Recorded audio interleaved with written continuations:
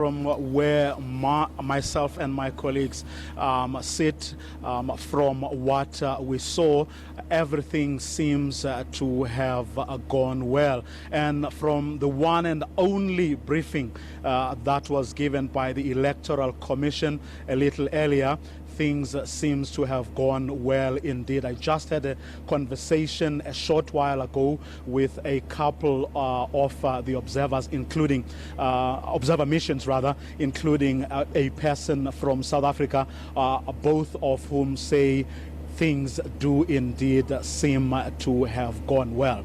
The big story, of course, today was a very serious allegation that has been leveled against the two leading contenders, and that is President Emmerson Mnangagwa as well as Nelson Chamisa, that they may have breached the electoral law in this country. I have Dr. Mutangi, who is a lecturer at the University of Zimbabwe, but also well versed in the electoral law of this country, is going to try and make sense for it all for us. Dr. Mutangi, thanks very much for joining us. Just from what you've picked up from that, from what the little one must say, that the Electoral Commission has told us they wouldn't take questions at the briefing that we attended. But from little that they said, what is your understanding of what could have gone wrong? My understanding of what could have gone wrong is that in terms of the electoral law, there's a fourth schedule to the electoral law, which is the Code of Conduct of Political Parties and Candidates. Paragraph 7 of that particular Code of Conduct, it provides for what should prevail, 24 hours, midnight, before the polling day, which is to say that a number of issues have to be observed. Candidates and political parties have to conduct themselves in a particular manner. For instance, they cannot convene a meeting of any kind, a public meeting of any kind.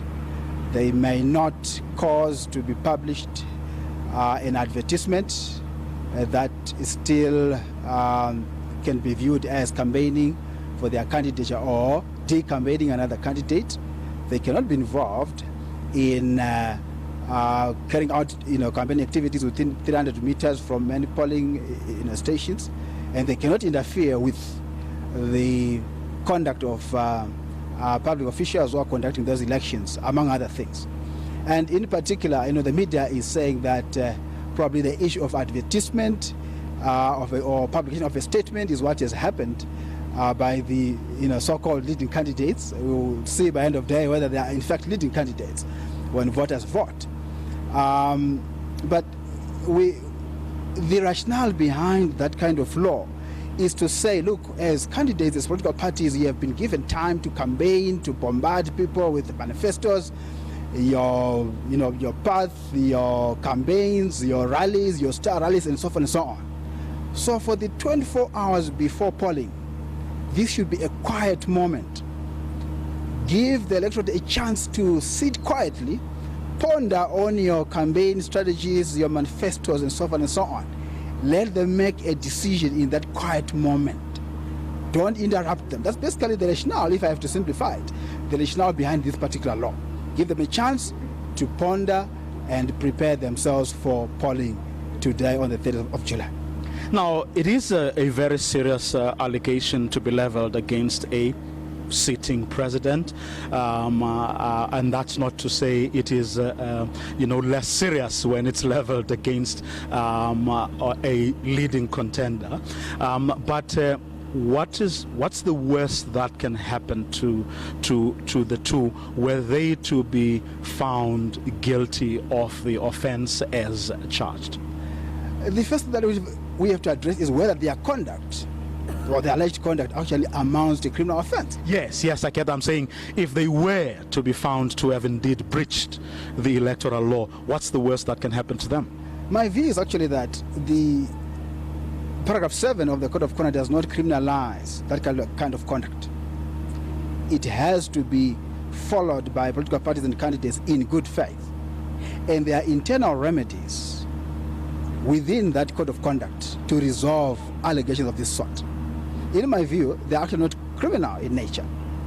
So it can't get to a point where, let's say, the two of them, or either one of them, say only one was to be found guilty, being disqualified. There is no such provisions in the code of conduct that leads to disqualification. Let's be clear on that particular aspect. Secondly, my view, I stand to be corrected, is that that conduct in paragraph 7 is not criminalized by the code of conduct itself. And I've looked in the Electoral Act to see whether there are corresponding provisions that could criminalize that particular conduct, but there's none.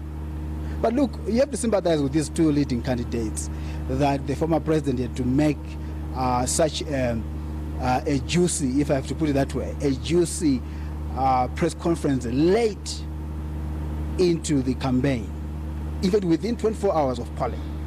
And it raised very interesting points, talking points by both of these candidates. And it was so itching, I think, to both of them to really say something about it. So they found themselves in that particular situation where they had to say something about it. But in final analysis, the question is that conduct criminal in nature? My view that is no.